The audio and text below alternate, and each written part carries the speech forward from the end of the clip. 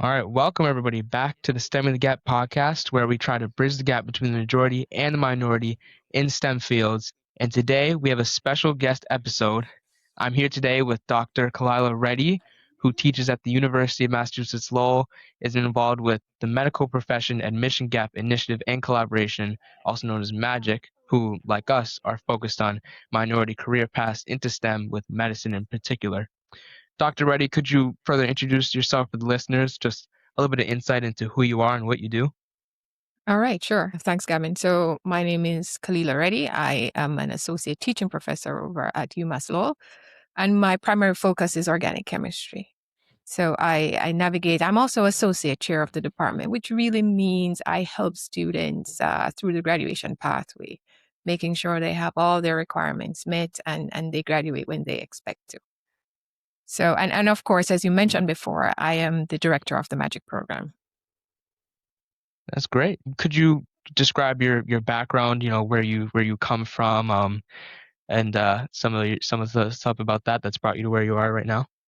Oh, yeah, sure. So I am originally from Jamaica. I did my what we call a first degree, so my bachelor's degree in Jamaica, and then I came to the US for graduate school, and that was at the University of Georgia in Athens, and that's where my chemistry pathway actually began, and from there went on to two postdoctoral positions at the University of Michigan and Georgia Institute of Technology and then came here as a faculty member. So that's my sort of educational trajectory.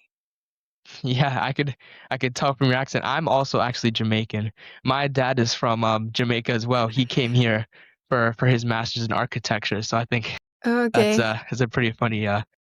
Yeah. But Yeah. yeah, and I mean, I think that's your PhD. I'm sure you worked hard to that for that. It's brought you to where you are right now, and I know a lot of what you do is currently teaching right now. I just kind of want to Yeah. focus in on that a little bit. How Okay. exactly does your classroom work?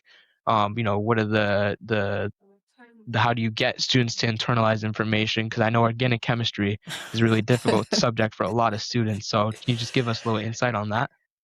Yeah, it is a difficult subject that most students are intimidated by, but I try to simplify it. I think one of the best ways to get students to like it and accept it is to show them that I enjoy doing it and I'm really excited every time I walk into the classroom. And I hope they can sense that. I think most of them respond to say that they can sense that excitement. And so that helps them. But most of what we do in terms of their learning, I remind them what are the primary principles of learning. Most of what we do is to reinforce that because the work for the students to learn actually happens outside the classroom.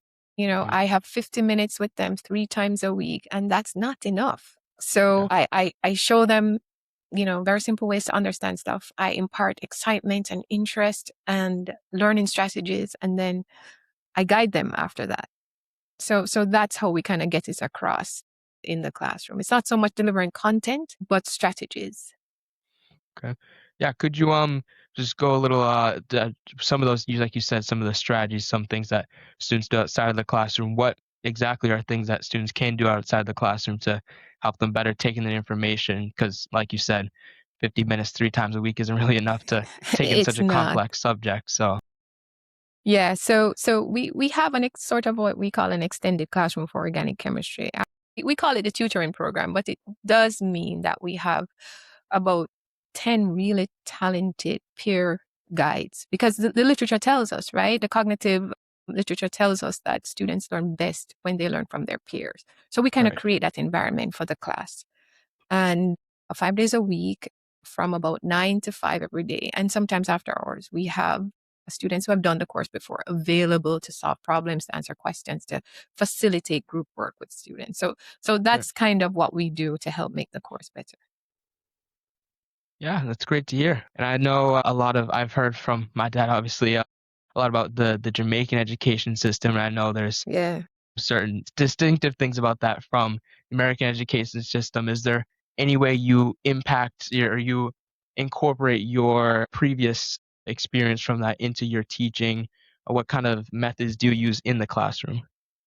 Yeah, I try to bring in the discipline as well, but I have to be Mm. gentle because if your dad told you right, and he's going to tell you that the Jamaican system doesn't give a lot of chances, you're in or Yeah. you're out. Yeah. Yep. So it's structured a little differently here where students get opportunities. And so I try to kind of break even where that is concerned, not to be harsh, but to show them that I am hardworking. If Right. I'm asking them to face a difficult course and to put their best in, it means I also have to show them I'm doing my best. Right. So, Right. yeah. And I lead by example. So that's what I do. Yeah. That's great. And I know obviously, yeah, the discipline is a big part of it. And I know Yeah. obviously here I think there's less of that than in Jamaica. And so some students may end up falling behind or struggling. Hmm. What do you do to maybe help them, or what do you think struggling students can do for those that are listening that maybe are falling behind in their classes in university or in high school or anything in that and like that to stay disciplined? Yeah. It's good to know that you can reset. I think, and I've seen it many times, that when students start on a particular path and it's just not the right time to get that thing done, right? It's circumstances are so difficult, it's not the right time. It's okay to redirect and start again. Right. So yeah, I hope that answers your question. Yeah. Yeah, I think yeah, that's true. And I mean, I've had to have some redirection as well sometimes throughout my academic career, and I think that is definitely the the right way to go about it. You can, it can be applied to a lot of different areas. Hmm. Yeah, and so and I think moving to now outside of teaching, obviously it's a Hmm. big part of what you do as well. It's magic, the Yeah. medical admission collaboration. For someone who's never heard of it, what exactly Yeah. does magic do? Okay. So Magic helps primarily undergraduate students sort of stay on a competitive pathway into the health profession. And what do I mean by that?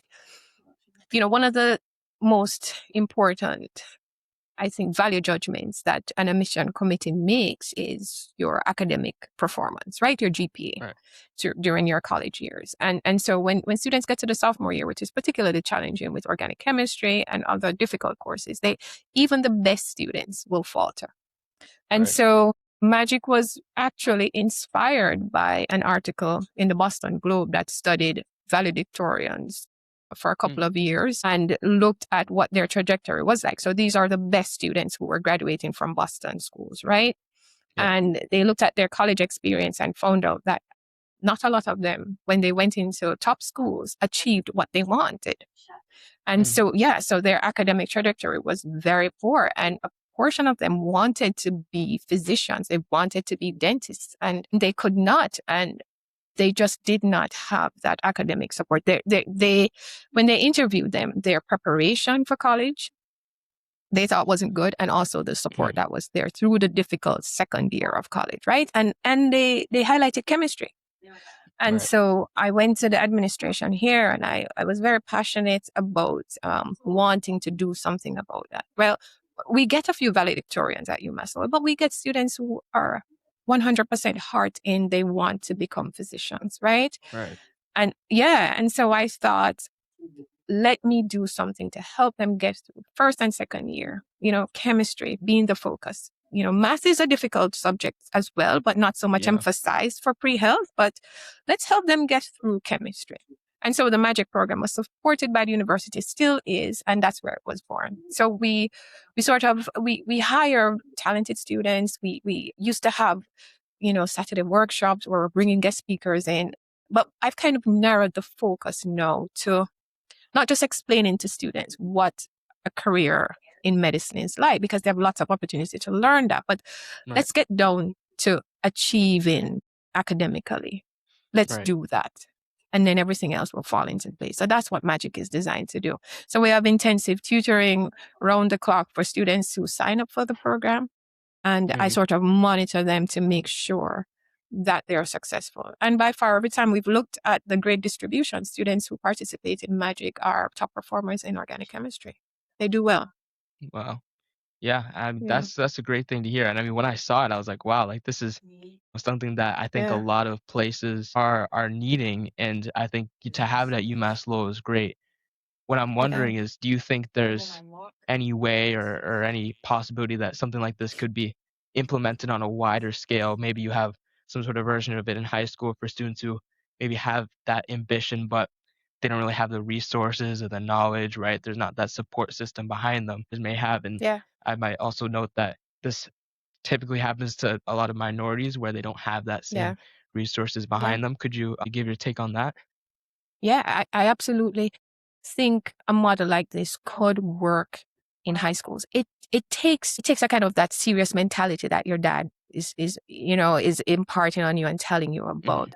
Sometimes high school students are not there yet. If when a student comes to the university, sometimes they change their majors 2, 3 times before they figure out what they want to do. But if we capture students who are really serious and we can help groom them from that early into this pre-health or pre-med pathway, then it's a great thing, right? We just need Yeah.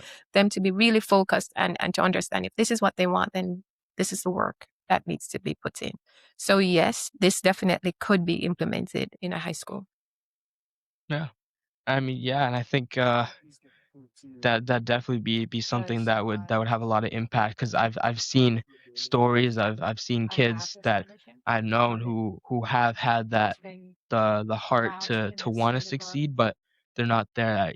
I've seen statistics where certain colleges have 40% attrition rates in STEM majors Yeah, for yeah, Black students, right? Like yeah. they get there and then they just don't have that same support behind them. And so Hmm. obviously, your work with Magic, you have your work in Magic and you teach at the university. Is how do you think you integrate some of what you do with Magic and that support into your teaching, where it's not exactly the same thing, but maybe you can offer something similar to that with struggling students in your classes? I pitch the program a lot and students know of it. And I kind of bring the same guidance. So the things that I tell magic students, I don't just reserve it for magic students, right? The Hmm. enthusiasm, the encouragement, and asking them to be creative, and Right. asking them to learn how to learn. Those are the things that I emphasize with magic students. I'll take a student to my office and I'll show them an article about learning. So I put it to everyone. Right. So, And so everyone gets a dose of it, whether they yeah. want it or not. Yeah. And I want to ask you, Mhm. I think because in obviously your work is in the classroom and in learning in that sense, but as I've also personally been exploring getting actual like experience in these fields, Mhm. does Magic have that kind of that system where maybe you can help kids get internships in whatever field and medicine they're trying to get into, right? Kind of propel them into that Yeah, so that's a really good question. And the answer is yes. We have a pathway for that. So here's how things usually works. Once a student is in magic in once they're doing organic chemistry and they do really well, they end up being one of the tutors that I hire for the next academic year. And mm, once you're a tutor for me, you are guaranteed a few things. You are guaranteed my unconditional support for your next career move. So that means whether you want me to write a recommendation for a summer internship or a research experience or to a recommendation letter for your pre-health package, right? mm, Those students are guaranteed that. So yes. So magic is not just academic, but it's a stepping stone, it's a pathway to their next academic and professional goal. Yeah. yeah, I mean that's great. And I think that is really inspiring having that support system throughout. And Yeah. I think it's pretty All the cool that way you through. take them back and then they tutor, right? It's Yeah. kind of like a Yeah. cycle. Yeah. Yeah. Yeah. Yeah. And I think that and going back to what we were saying about high school students and trying to figure out what is for them, what advice do you think, because our podcast is targeted towards high school students who maybe don't necessarily know if a career like STEM for them, maybe it's a little bit too intimidating. What do you have any advice or anything that you'd like to say on that? I can speak from personal experience to say at first, on the outside looking in, it looks intimidating. Mhm. It takes a lot of heart to step into a space where you're not very well represented, Right. or you feel like you don't have that roadmap because you don't have a family member to guide you or to help. Right. But it is possible. So I just there's a lot of, I don't know, we call it fire in your gut in Jamaica, right? There is a lot Yep. of that you kind of need to have. But once you step into that space, it usually works out. I think students can be reassured. They're at the high school level. They are unsure if STEM is for them. They're unsure if they'll succeed. But once you step into the space, I guarantee you that there are going to be supporters. There are going to be advisors. There are going to be mentors that you didn't think you'd find. How could you? Yeah. That show up and decide they're going to help you succeed. So you just have Yeah. to go for it. Yeah. And that is a message that we've tried to reiterate on this podcast is just having that heart, that passion for what you do and just going in that direction. Yeah. And I want to backtrack to what you had said. You said about how it can be hard when you don't have a roadmap or you don't have necessarily people that look like you. From in your personal experience, was there ever a moment maybe earlier in career where you didn't see people like yourself in college or in your field, right? How did that affect you, if in any way? Yeah, so it didn't bother me. It's weird to say that, but I think my upbringing had a lot to do with that. I was not intimidated at all by moving into spaces where I was not represented and people like me were not there as leaders and role models. Yeah. It's hard to understand and it's difficult to explain, but there's something, I don't want to say there's something about being Jamaican, but there's this confidence Yeah. that's really just instilled in you. And Right. I think if you have one person like that, no matter where they're from, and they kind of just open the doors, then Hmm. other people will come in as well. You just need one, Yeah. right? Right. Yeah. So I wasn't intimidated. In fact, some of those folks supported me and Right. really guided that career path. Yeah. Right. Yeah. I mean, yeah, I think that's great, and I know that for you to be able to have that, right? You said I think that does connect to the heart, having that mindset of like, it doesn't matter, right? If there are people who don't look at me, I'm supposed to be here, right? And having Yeah.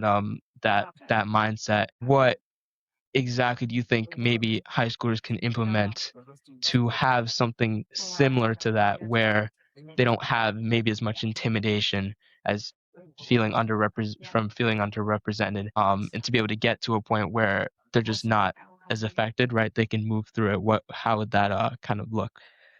Yeah, that needs to look like instances where where students get to see folks like themselves out there in the real world doing stuff.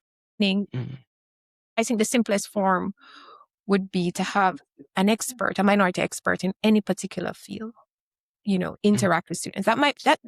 That's hard to get folks, but also I think Yeah. people are always willing to give their time if it's to inspire another generation to do Right. well or to do better.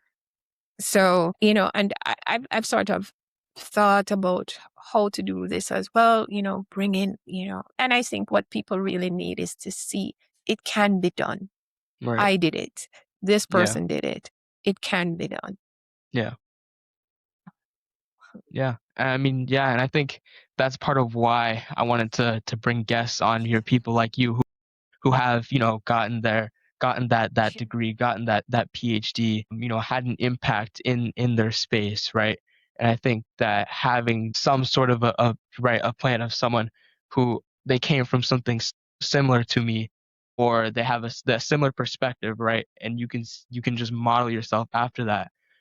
Just, as we wrap up here, is there some like a final message that you want to maybe to give to the youth who are watching, who maybe don't have exactly a role model but want to find one, or want to be able to use people like you as an inspiration?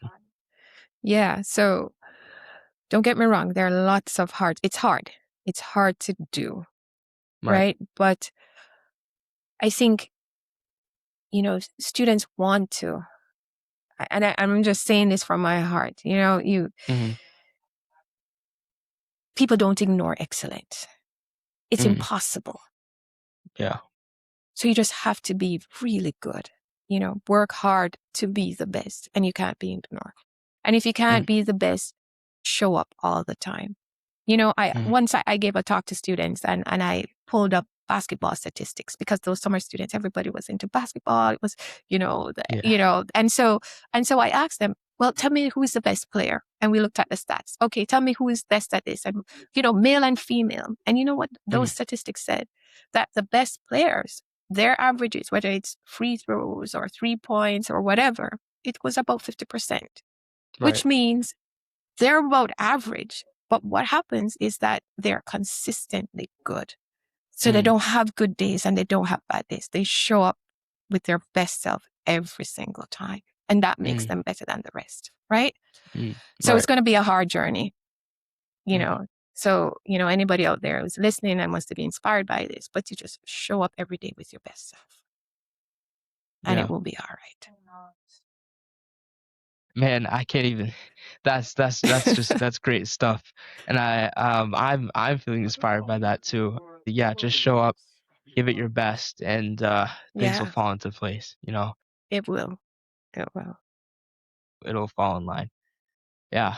And I think I'm gonna end it there. Thank you so much for this conversation. This was great. I hope those of you watching can take something away. We have YouTube, Instagram, and Spotify. Just look up STEM in the Gap and you'll probably be able to find it. Dr. Reddy, it was a pleasure. Thank you so Yeah. much for I think the opportunity to be in contact with you. I hope we can stay in touch. Yeah. Thank you so All right, much. Gavin. Those of you You're watching, welcome. yeah. All right. Good, good.